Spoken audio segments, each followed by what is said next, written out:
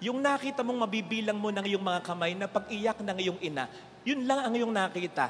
Papaano yung mga hindi mo nakitang pag-iyak niya?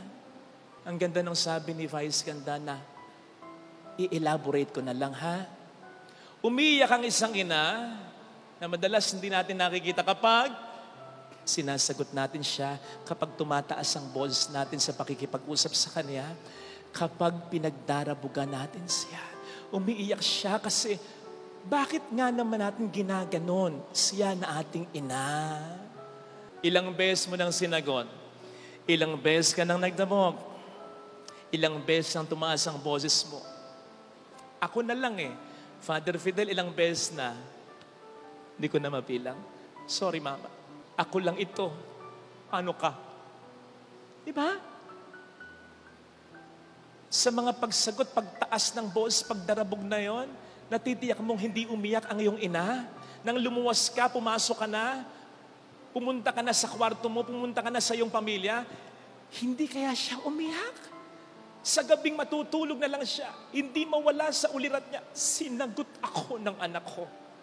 Madalas ang nanay tatahimik na lang para wala ng diskusyon, lalong-lalo na kapag nagbibigay ka sa kanya ng pera.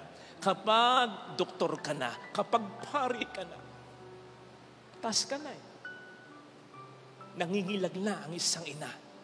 Nung bata tayo, ba't ka sumasagot? Ngayong established na tayo, nangingilag na siya, pero hindi ibig sabihin, hindi papalag ang isang ina, hindi nasasaktan ng isang ina. So ilang beses na yon? Dami na nun. Umiiyak daw ang isang ina, kapag 10 oras na ng gabi, wala ka pa. Umiiyak siya sa takot, nag-aalala, ano na kaya ang nangyari sa anak ko? Honest kaya siya sa tinatext niya, sa ginagawa niya, sa kasama niya? Ang dami kayang mga napapariwara ngayon, ang dami kayang napapahamak ngayon, nag-aalala ang iyong ina. Oo, pag uwi mo ng bahay, magagalit siya, pero bago kanya pagalitan, umiyak na siya, at yun ay hindi mo nakita. Ilang beses mo nang ginawa yan, ha? Umiiyak ang isang ina kapag sinasaktan tayo ng iba. Sinaktan ka ng boyfriend mo, ng girlfriend mo, nararamdaman ng nanay mo, niloloko ka ng asawa mo, hindi ka masaya sa asawa mo. Ramdam yon ng isang ina. Alam ng nanay mo, nag-report ka sa kanya, niloko ka sa trabaho, sa negosyo. Hindi mo alam, umiyak siya. Hindi lang niya maipakita sa iyo kasi masihina ang loob niya o loob mo kapag nakita mong umiiyak siya. Pero hindi ibig sabihin, hindi siya naiyak para sa iyo. Kung nasaktan ka, mas nasaktan para sa iyo ang iyong ina. Umiyak siya, hindi lang niya sa iyo pinakita. Umiiyak ang isang ina kapag namimiss niya ako, namimiss ka niya. Kaya lang pari na ako, ikaw may pamilya na, busy ka, alam niya, pero namimiss ka niya. Hindi ka maniwala? Parang ayaw mong maniwala sa akin? Bakit? Kasi busy ka Kasi may pamilya ka na Huwag mong idepende. Yung pagkamiss mo sa nanay mo, iisipin mo, ganun din ang pagkamiss niya sa'yo. Kapatid, ang anak lang ang nagbabago, hindi ang isang ina. Ikaw hindi mo na siya masyadong mamiss. Kasi may asawa ka, may anak ka, may buhay kang iba. Nanay mo, ikaw lang ang buhay niya. At sabihin niya sa'yo, okay lang ako anak, huwag mo kong alalahanin kahit may sakit pa. Pero hindi totoo na hindi siya nananabik sa'yo. At huwag mong sabihin sa akin, hindi siya naiyak kapag sa tuwing nararamdaman niya ang pangungulilang ito. Tapos makikita niya sa Facebook, masaya kayong mag-asawa kung saan kayo nagpupunta. Lagi ka may oras sa iyong barkada. Natutuwa ang isang ina para sa iyo, pero sa puso niya, kahit pa paano may sakit, wala kang masyadong panahon para sa kanya. Yung pag-iyak na yon, hindi mo nakita yon. Umiiyak ang isang ina kapag nag-aaway-away kayo, tayong magkakapatid. Napakasakit yon para sa isang ina na nag-aaway ang mga anak niya.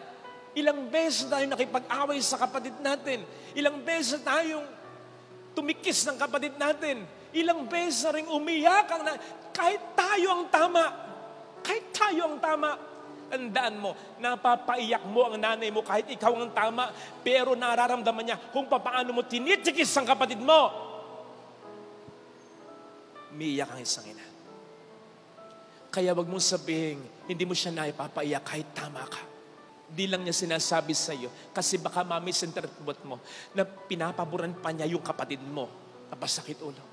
Umiiyak ang isang ina kapag minsan mo lang siyang nakitang umiyak, minsan lang siyang nagpakita sa iyong umiiyak, minsan mo lang aksidente siyang nakitang umiiyak, wala ka pang pakialam. Sinabihan mo pa, "Ma, okay na yon. Iyakan na naman. Ano ba naman yan?" Pwedeng maganda yung layunin mo, pero bakit hindi mo muna siya pakinggan? Hindi mo na nga sinolusyonan? Hindi mo pa inalam ang tunay na dahilan? Nung bata tayo, nung maliit tayo, hindi tayo makapagsalita. Pero kapag umiiyak ka, inaalam ng nanay mo ang dahilan. Ba't ba umiiyak yung anak ko? Wala kang masabing salita kasi sanggol ka, bata ka. Pero halos maloka siya. Inaalam ang dahilan ng pag-iyak mo. Ngayong siya, minsan lang umiyak, minsan lang magpakita sa iyong umiiyak, makapagsasalita naman siya, konting pilit mo lang, umupo ka lang, pakinggan mo siya, magsasalita siya, sasabihin niya ang dahilan, wala ka lang panahon para siya ipakinggan. Hindi na nga siya magpapakitang umiiyak. Kasi magmumukha lang palang siyang tanga sa harap mismo ng sariling anak niya. Hindi mo na siya makikitang umiiyak. Pero wag mong sabihin sa akin, hindi mo siya napapaiyak. Hindi lang siya nagpapakita sa iyo umiiyak. Now, despite all this, in spite of all this, nagbago ba sa iyo ang nanay mo? Tumalikod ba sa responsibilidad ang nanay mo? Hindi ba nagtiis ang nanay mo? A mother's heart, a mother's love will always be whole, though many times shattered and divided. Hindi ba't parang ganun ang Diyos? Ganun ang pagmamahal ng isang ina. Kaya nga,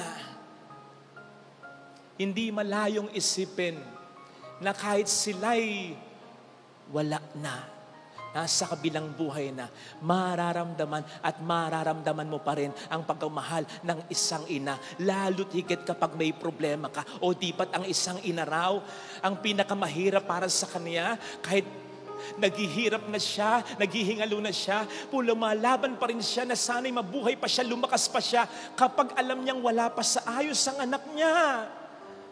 Ang struggle ng isang ina ay yung isipin, may magmamahal kaya sa anak ko, may titingin kaya sa anak ko, tulad ng pagmamahal ko sa kanya. Kaya, hindi ko man masuportahan ng mga sipi sa Biblia.